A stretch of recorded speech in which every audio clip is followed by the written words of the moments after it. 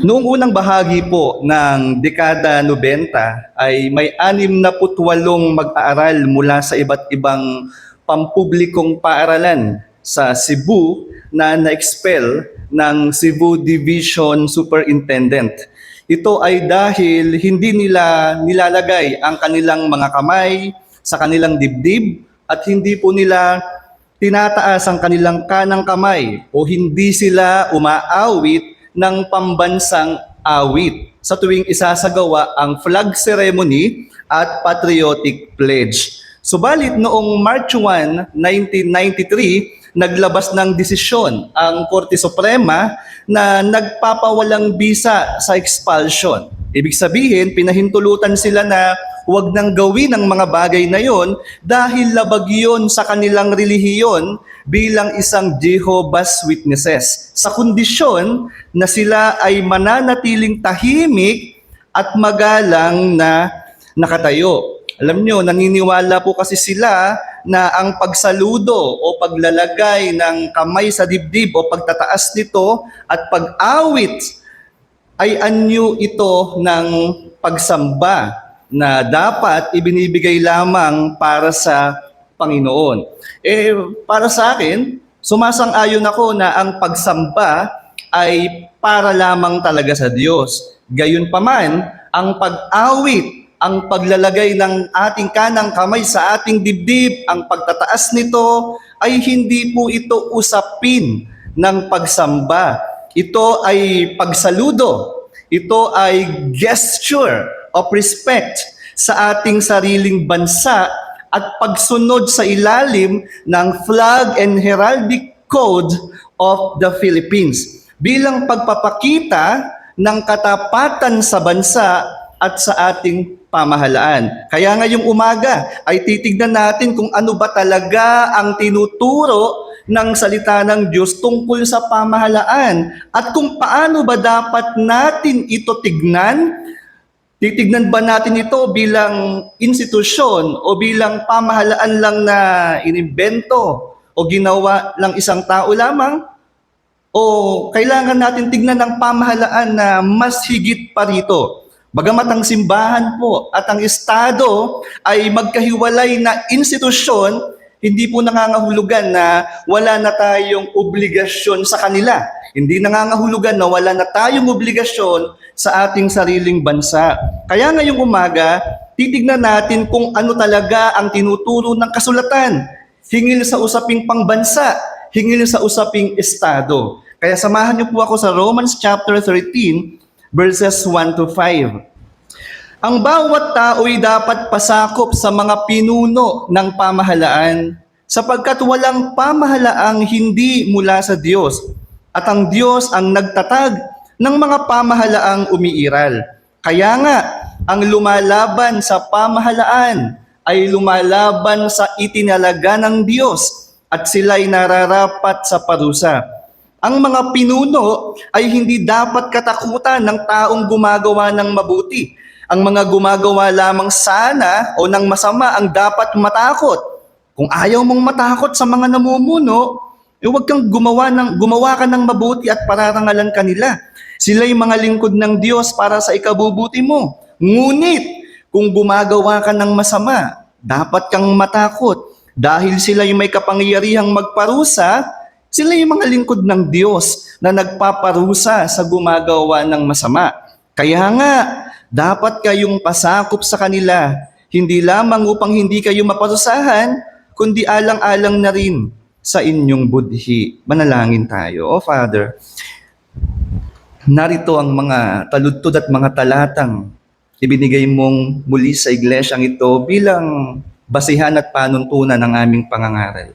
Panalangin ko po na ang mga talatang ito ay hindi lang magsilbing kasaysayan at mawalan ng halaga sa aming panahon, kundi ito'y humamon sa bawat mananampalataya na magkaroon kami ng marapat na pagsunod, pagtitiwala sa aming gobyerno, subalit higit na maibigay namin ang pagtitiwala namin sa inyo kung sakali mang sila'y magbigay ng atas na hindi na naaayon sa inyong kalooban. Pagpalain niyo po ang inyong iglesia at hayaan mong damhin namin ang mga salita ninyo ngayong umaga. Ito po ang aming panalangin sa pangalan ni Jesus. Amen. Maaari na po tayong maupo. Noong panahon o mga panahon na ito ay maisulat ni Pablo, ang Book of Romans ay 41 hanggang 54 AD. Ito yung mga taon na nakalipas mula noong namatay, mula noong malibing ang ating Panginoong Jesucristo. Alam niyo po, nung unang panahon ay nagkaroon po ng pagpapalayas ang emperor o tagapanguna na si Claudius sa mga Hudyo sa Roma dahil po sa kaguluhan o tensyon sa pagitan nila ng Hentil. Ito yung hindi nila pag-uunawaan sa isa't isa, hingil sa mga bagay na pang sariling preferensya na lamang sana. Subalit, noong pumanaw na ang emperador na si Claudius at pinalitan na siya ng mas nakababatang emperor na ang pangalan ay Nero, yung mga Hudyong pinatalsik mula sa Roma ay pinabalik na sa kanilang dating lugar. Sa mga pasimulang taon po ng pamamahala ni Emperor Nero, ang kanyang pangunguna ay may kaayusan. Ito yung tinatawag na Pax Romana. Ito yung unang bahagi ng pamumuno ni King Nero na punong-puno ito ng kapayapaan, Roman peace. Subalit, hindi po nagtagal, paglipas ng ilang mga taon, ang kanyang mabuting pakikitungo sa taong bayan, sa mga mananampalataya, ay nauwi sa isang madilim at mapait na pag-uusig. Ganun pa man, sinabi ni Pablo sa verse 1, pasakop sa mga pinuno ng pamahalaan. Sinabi ni Pablo yan dahil nakikita ni Pablo na payapa ang gobyerno na umiiral nung mga panahon na yon. Sinabi rin po ni Apostol Pablo na magpasakop tayo sa pamahalaan. Alam natin yung kasaysayan sa aklat na ito na pinalayas na kasi ang mga Hudyo doon dahil sa tensyon, dahil sa kaguluhan between Gentiles, nagiging pasimuno ng gulo ang mga mananampalataya dito. Kaya nung may pagkakataon na sila'y makabalik na, parang sinasabi ni Pablo na, sige, pinabalik na kayo sa Roma, wag na kayong maging pasimuno sa gulo. Wag na kayong mag-away-away. Maging mapagpasakop na kayo sa gobyerno.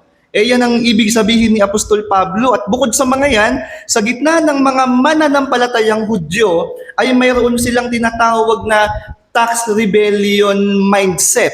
Ito yung paglaban nila sa gobyerno. Kasi that time, ang bawat isa dapat, dahil sakop sila ng Roman Empire, ay kailangan nilang magbayad ng buwis. May mga lupa silang tinitirikan, may mga lupa silang tinitirahan, may mga bahay silang tinutuluyan, yun ay kailangan nilang buwisan.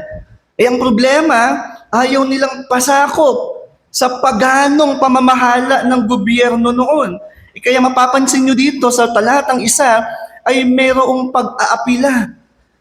Nakikiusap si Apostol Pablo. Sabi na sa verse 1 again, ang bawat tao'y dapat. Yung salitang dapat, hindi lang ito simpleng pakikiusap, ito ay imperative. When we say imperative, ito ay pautos na nangangailangan ng agarang aksyon. Yun ang sabi ni Pablo, ang bawat tao'y dapat pasakop. Bakit kaya? Kasunod ng mga talatang yan, sapagkat walang pamahalaang hindi mula sa Diyos.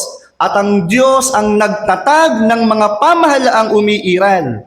At sinabi niya sa verse 4, dahil sila'y mga lingkod ng Diyos para sa ikabubuti mo. In other words, sinasabi ni Pablo na magpasakop tayo sa pamahalaan dahil bawat pamahalaan ay itinatag ng Diyos at bukod doon, ang pamahalaan ay tinawag ni Pablo na mga lingkod ng Diyos. Binanggit po dito yung word na lingkod.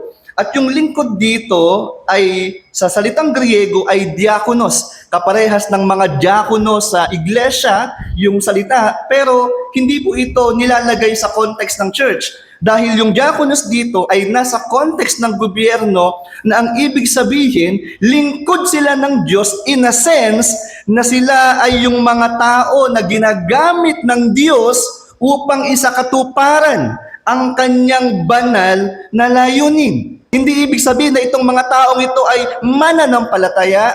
Ganun pa man, inuutusan tayo dahil sila ay mga lingkod ng Diyos na magpasakop sa kanila, na magpasakop sa pamahalaan. At yan ang mensaheng tinuturo sa atin ni Apostol Pablo ngayon. Ito ang mensahe. Ang bawat pamahalaan ay itinatag ng Diyos upang isakatuparan ang kanyang layunin. At bawat tao ay tinatawag na magpasakop ayon sa nararapat. Every governing authority is instituted by God, and every citizen, every believer, every person is called to submit to it appropriately. Tinatawagan tayo ng mensaheng ito na huwag tayong gumawa ng anumang paglaban. Hindi nangangahulugan na kapag taliwas na sa ating pananampalataya sa Diyos, ay may piring ang ating mga mata na susundin ng mga iyon. When human authority commands what is contrary to God's revealed will, our ultimate obedience belongs to God. Bagamat ang Diyos ang soberanong nagtatag ng pamahalaan, hindi na tayo inuutusan, hindi niya inuutusan ang kanyang mga mananampalataya, ang kanyang bayan, na labagin ang kanyang banal na kalooban. Kaya upang maunawaan natin ng tama ang tinuturo ng Romans chapter 13, kailangan po nating makita ang dalawang ito. Una, tignan ng soberanong gawa ng Diyos sa pamahalaan. Recognize God's sovereign work in government. And secondly, sundin ng nararapat na tungkulin bilang mamamayan. Render proper submission as a citizen. Una, tignan ng soberanong gawa ng Diyos sa pamahalaan. Sinabi pong soberano, nangangahulugan po na ang Diyos ang nagtatag ng gobyerno.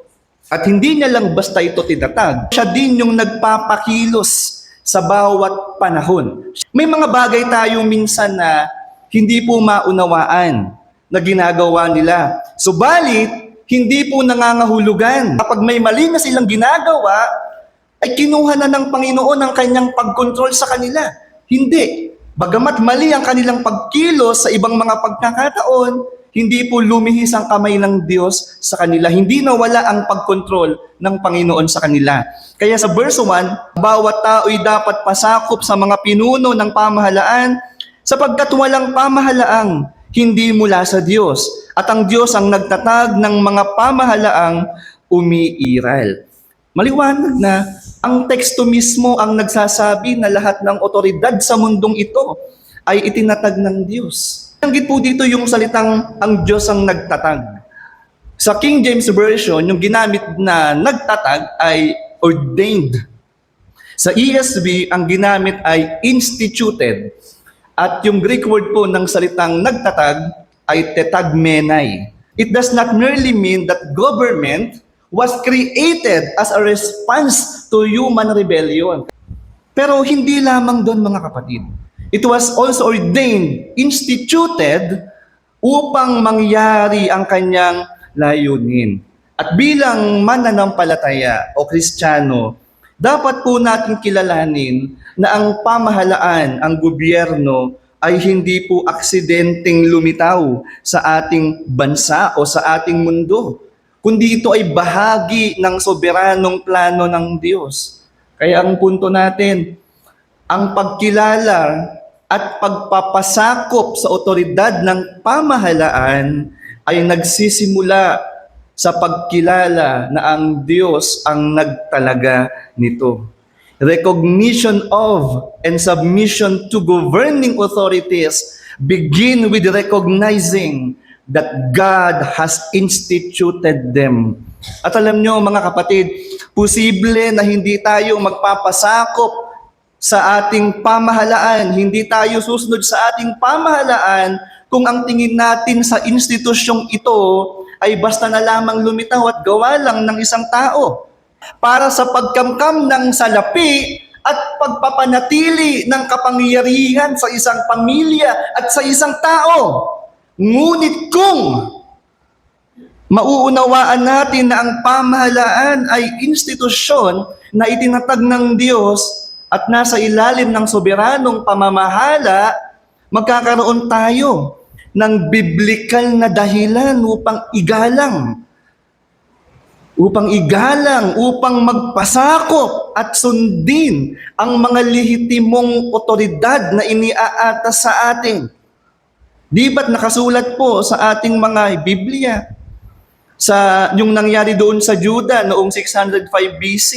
Hindi ba't sinakop po ng Babylonian Empire na ngayon ay tinatawag na bansang Iraq ang Juda noon sa pangunguna ni King Nebuchadnezzar?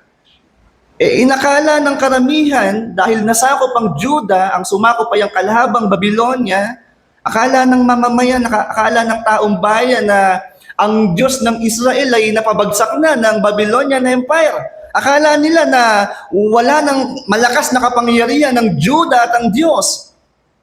Hindi nangyari, hindi totoo yun.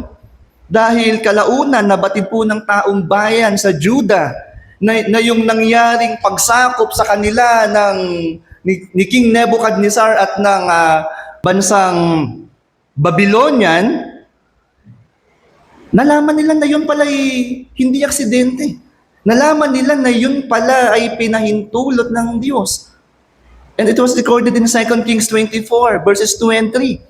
The Bible says, at tulad ng sinasabi ni Yahweh, sa pamamagitan ng kanyang mga propeta, ipinalusog niya ang mga taga-Juda sa mga taga-Babylonia, mga taga-Syria, Moabita at Amonita, niloob ni Yahweh na mapalayas ang mga taga-Juda dahil sa kasamaang ginawa ni Manases. Sinakop ng Babylonian Empire ang Juda sa ilalim ng pagpapahintulot ng Diyos. Alam niyo po kasi mga kapatid, ang mga hari, prinsipe, prime minister, hindi po yan gumagawa dahil lamang sa kanilang sariling pag-iisip. Ang kanilang puso at isipan ay kontrolado ng Diyos. Alam niyo po, para po yung isipin niyo po yung isang chessboard at yung bawat piyesa nito. Diba sa chessboard meron king, merong queen, may rook, bishop, knight, and pawn. Di ba? Naglalaro tayo ng chess, alam natin yun.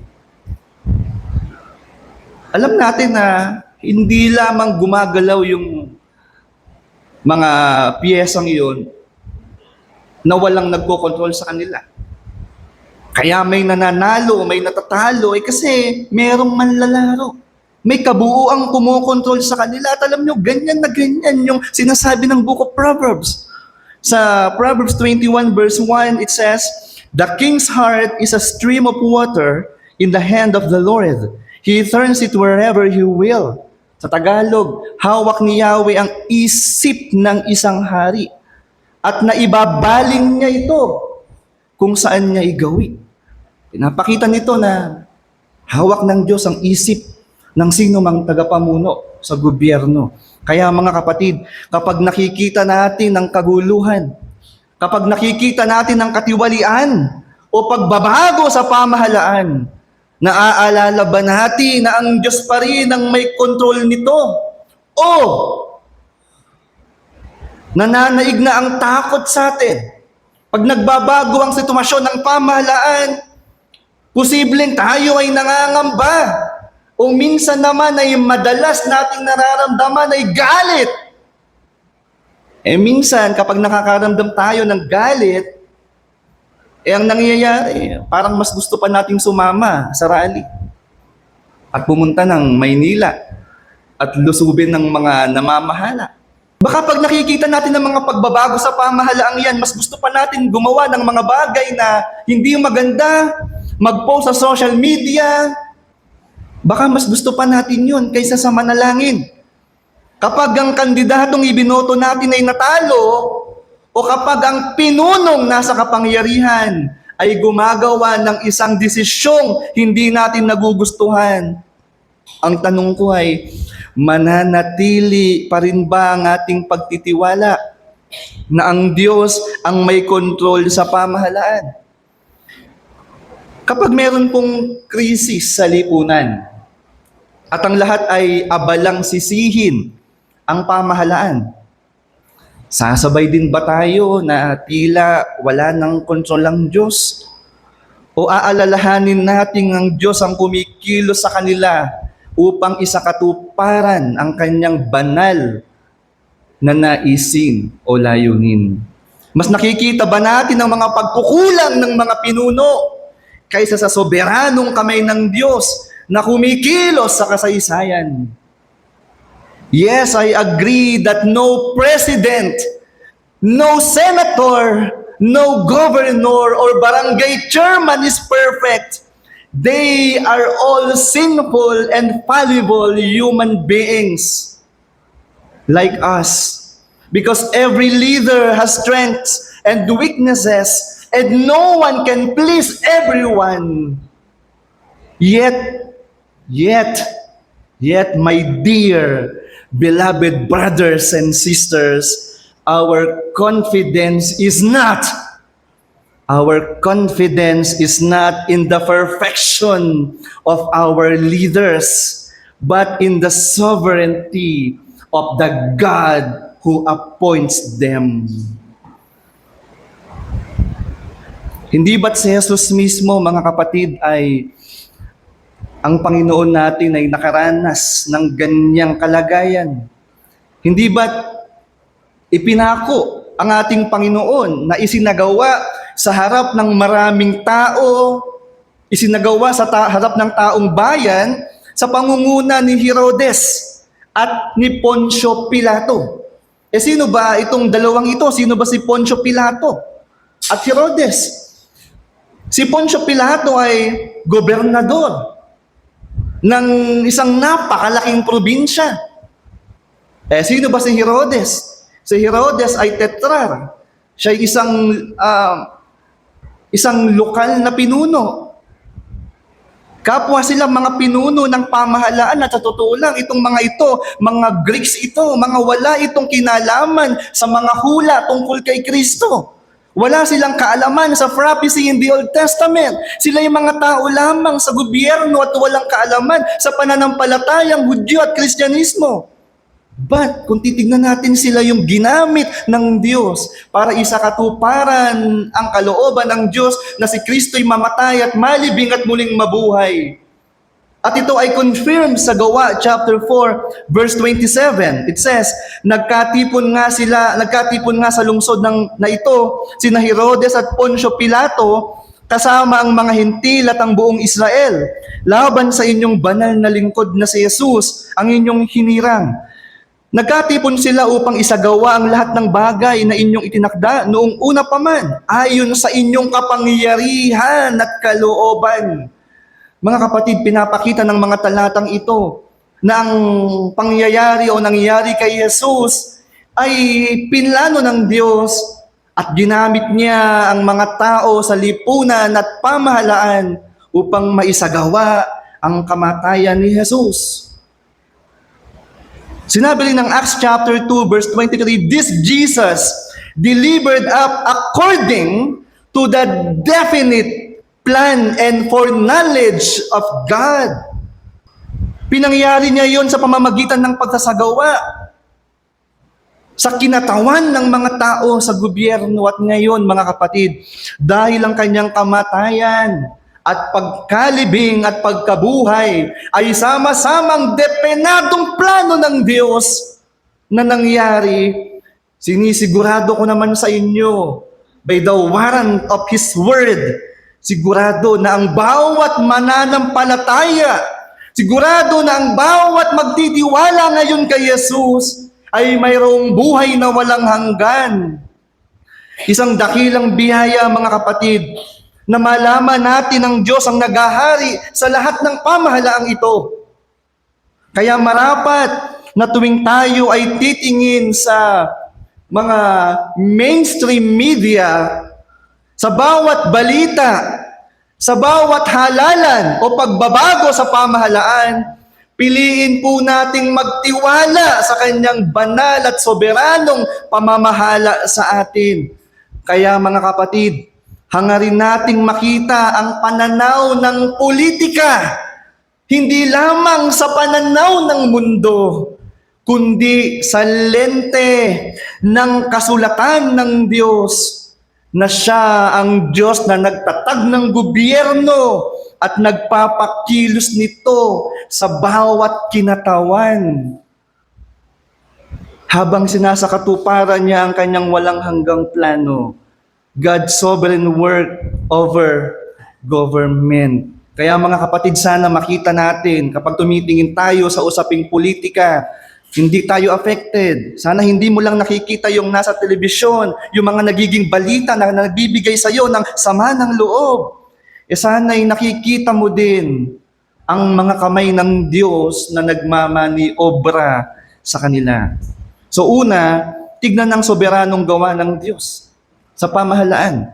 Recognize God's sovereign work in government. Pangalawa, sundin ang nararapat na tungkulin bilang mamamayan. Render proper submission as a citizen. Sabi ng verse 1, ang dapat tao'y dapat pasakop sa mga pinuno ng pamahalaan. Nabanggit ko kanina na yung salitang dapat dito ay imperative. Ibig sabihin, wala nang paligoy-ligoy pa. Pag sinabing dapat, gawin mo na to. Kumbaga, wag nang magpatumpik-tumpik pa. Direct to the point, ito yung dapat nyong gawin. That is imperative. Dapat. Ngayon, sinabi niya dapat sapagkat walang pamahalaang hindi mula sa Diyos at ang Diyos ang nagtatag ng mga pamahalaang umiiral. In other words, lahat ng pamahalaan in the past, in the present, and in the future, ay ang Diyos ang nagtatag. Yes, baka tinatanong po ng ating mga isipan, Brother Mark, paano naman yung mga communist country or state? Yes, oo. Ang Diyos ang nagtatag ng komunistang mga tagapamuno.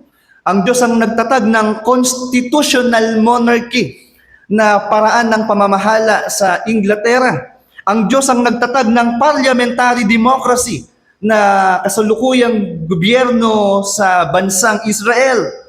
Ang Diyos ang nagtatag ng democracy. Democracy, ang bansang Pilipinas ay demokrasya. Ang Diyos ang nagtatag ng empire.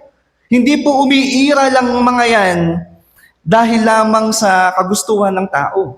Umiira lang mga yan dahil sa Diyos.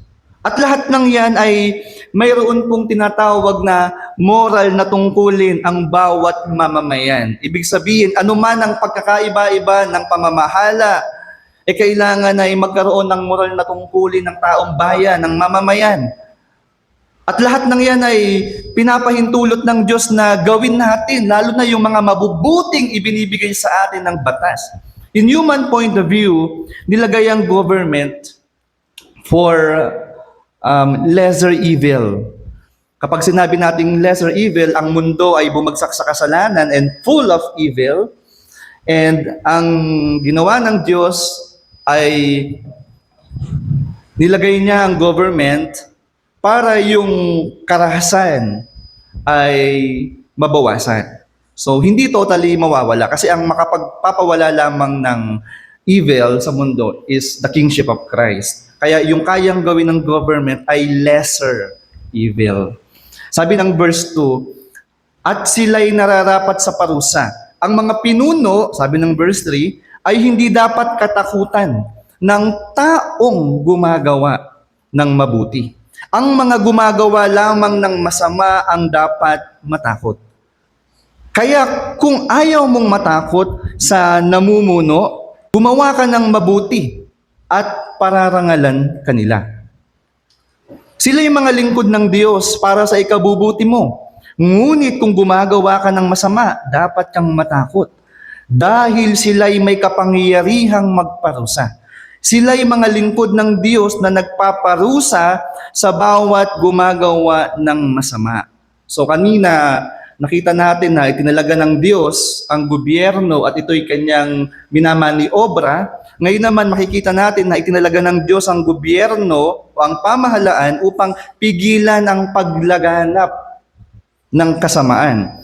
Ngunit, take note, no? Dahil ang namumuno ay kaparehas lamang din nating nahulog sa kasalanan, maaari po silang gumawa ng bagay na labag sa ating konstitusyon.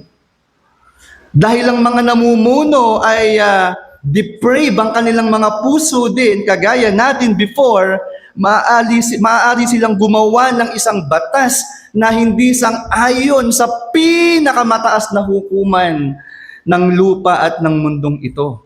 Magkaganon pa man mga kapatid, sa mga batas na pinaiiral nila na hindi tumataliwas sa kasulatan at ito ay nakakabuti para sa atin, ay kailangan po nating magpasako. Ano-ano ba yan?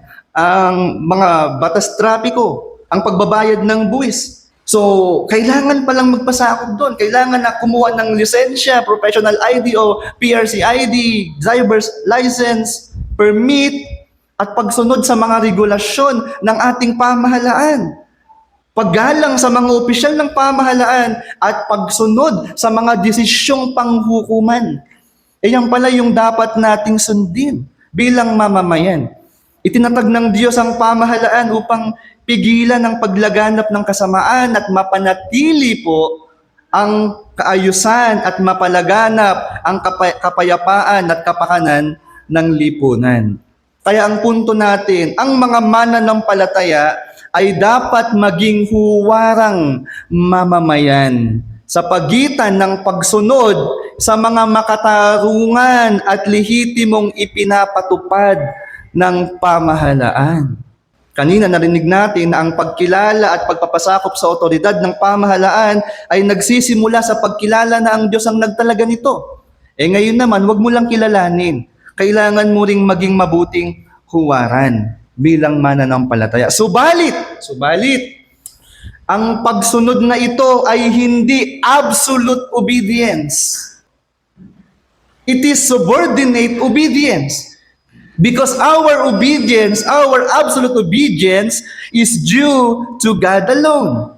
Sa Diyos lamang tayo dapat sumunod sa mga panahon na mali na ang pamamalakad, ang patakaran ng isang gobyerno. And at this point, you may be thinking of many what if, many scenarios, many dilemmas. Paano kung ganito?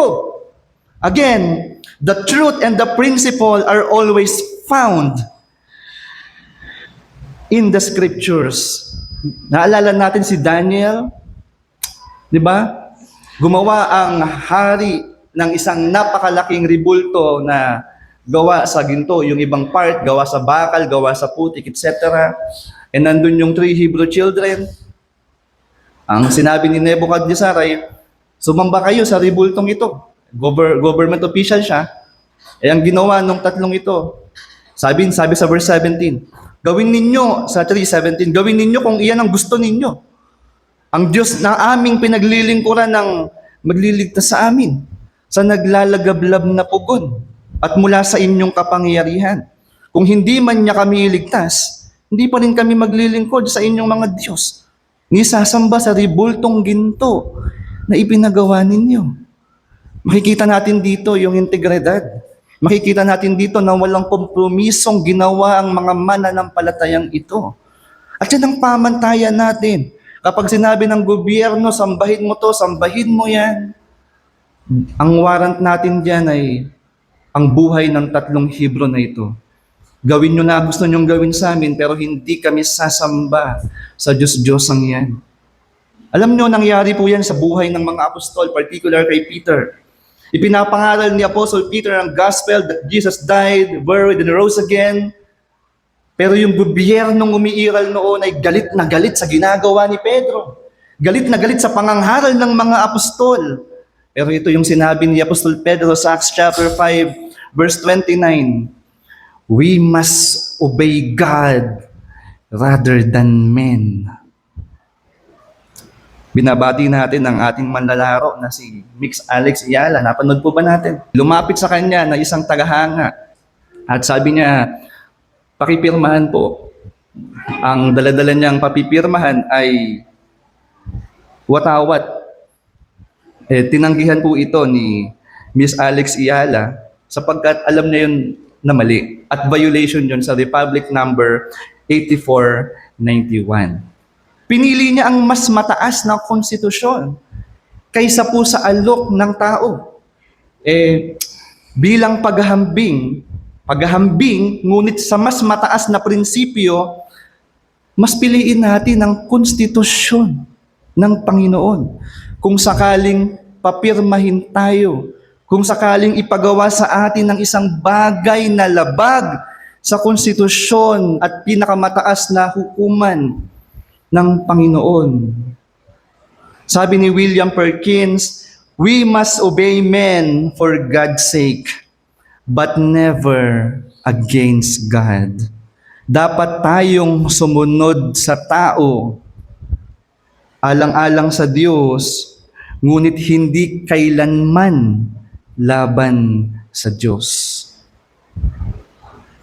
At bilang hamon, mga kapatid, sundin natin ng matapat ang batas na makapagbibigay kapayapaan at kaayusan sa ating komunidad. Kung ito ay nararapat at mabuti, ituloy natin. Subalit, kung ito'y lalabag sa kautusan ng salita ng Diyos, we must obey God rather than men. And we are called to submit to the government, but we are not called to compromise the message of our dear, beloved, sweet Lord. Kapag ang pamahalaan ay nag-utos ng isang bagay na malinaw na salungat sa pananampalataya natin, our allegiance must remain with God. At alam nyo mga kapatid, sa ngayon naman ay wala pa tayong nakikitang laban sa Kristiyanong pananampalataya dito po sa ating bansa. And you know, one thing we should deeply appreciate is that in our country, we still have the freedom to worship God. Meron tayong kalayaan na sambahin ng Panginoong Jesucristo, sambahin ng Diyos Ama at Espiritu Santo. Malaya tayong makaawit ng mga awiting makalangit. Malaya tayong makakapagdala ng ating mga Biblia. Malaya tayong nakakaupo ng walang iniisip na kalaban sa labas.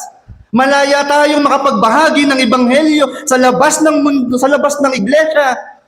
Malaya nating magagawa yung mga gawaing pang Panginoon. Wala pong ganyang kalayaan ng mga kapatid natin sa North Korea. Walang ganyang kalayaan ng mga kapatid sa China and some part of Middle East.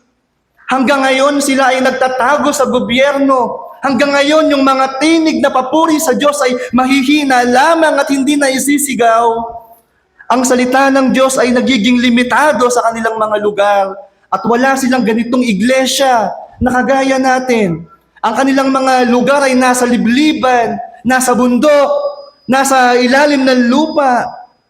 Ginagawa nila yon para lang makasamba sa Diyos dahil wala po silang kalayaan, mga kapatid.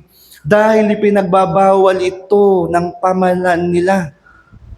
Kaya huwag natin ipagwalang bahala ang kalayaan na mayroon tayo bilang mananampalataya. Habang binibigyan tayo ng Diyos ng pagkakataon na malayang sumamba, gamitin natin ng mga katapatan natin. Huwag nating sayangin ang pribilehiyo na ibinigay sa atin ng Diyos sa ating bansa. At kung dumating man, mga kapatid, ang araw na kailangan nating mamili sa pagitan ng pagsunod sa tao o pagsunod sa ating Diyos, ang aking panalangin ay bigyan nawa tayo ng Diyos ng katapatan, ng katatagan at katapangang gaya ni Daniel at ng mga apostol na piliin ang pagsunod sa Diyos. Kahit kapalit nito ay mapait, malupit na pag-uusig. So wala pa tayong batas na umiiral na laban sa ating pananampalataya. Kaya mga kapatid, maging paalala sana sa atin yan ng kabutihan ng Diyos. Kaya sa ating buhay, bilang mga individual na mananampalataya, sumunod tayo sa pamahalaan. Hanggat tama, magbayad tayo ng buwis, igalang natin ang mga tao roon, ang ating mga kapwa. Huwag lamang tayong maging Kristiyano sa loob ng iglesia, kundi maging Kristiyano din tayo sa ating komunidad bilang mamamayang Pilipino. Naalala niyo po yung ating Philippine Pledge of Allegiance. Ang sabi doon, dahil mahal ko ang Pilipinas, diringgin ko ang payo ng aking mga magulang. Susundin ko ang tuntunin ng paaralan. Tutuparin ko ang tungkulin ng mamamayang makabayan. Naglilingkod, nag-aaral, at nagdarasal o nananalangin ng buong katapatan. Inuutusan tayo ng ating Philippine Alliance na gawin ang mga bagay na para sa pamahalaan. At sa ating mga tahanan, mga kapatid, kung ikaw ay isang ina, kung ikaw ay isang anak, isang asawa, isang magulang, ituro natin sa ating mga anak, ituro natin sa ating mga apo na igalang natin ang pamahalaan. At ang mga namamahala sa ating mga propesyon, sa ating mga bukasyon, maging masipag tayo, maging matapat tayo, at maging masunurin tayo sa mga patakaran na ibinibigay sa atin hanggat ito ay hindi sumasalungat sa sinasabi sa atin ng Diyos. Huwag tayong mandadaya, huwag tayong magnanakaw ng oras, at huwag tayong maging pabaya. At bilang isang iglesia, maging mananampalataya tayo na nakatingin sa politikal na mundo, subalit ang dapat makita ay ang mga kamay ng Diyos na kumikilos sa gitna nila. May respeto at may pagsunod, alinsunod sa nararapat. May isang tao na ang pangalan ay si Saint Polycarp na nabuhay noong 155 AD. Siya ay isang obispo na dinala sa harap ng hukom. And sinabihan siya na kailangan niya lamang sumumpa sa emperador. Sabihin niya lamang na Jesus is not my Lord and Caesar is my Lord. Sabi ni Polycarp, 86 na taon ko siyang pinaglingkuran at hindi niya ako binigo. Paano ko lalapastanganin ang aking hari at tagapagligtas? Sa ganung pananalita niya, siya po ay pinatay dahil ipinaglaban niya ang kanyang karapatan bilang isang mananampalataya. And ladies and gentlemen, walang sino mang hari, walang sino mang emperor ang mas nakatataas kaysa kay Kristo. Ang kanyang kaharian ay walang katapusan. Ang kanyang pagiging Panginoon ay magpakailan-kailan paman. Kaya mga kapatid, magpasakop tayo sa pamahalaan. Subalit, paano natin masusunod ang mga nararapat at tamang kalooban ng Diyos kung hindi pa sakop ni Kristo ang ating mga puso? Paano natin susundin ang mga bagay tungkol sa kalooban ng Diyos na labag na ginagawa ng gobyerno kung tayo mismo ay hindi pa sumasampalataya? Aanhin natin ang pansamantalang mundong ito kung hindi tayo sakop ng kaharian ni Kristo.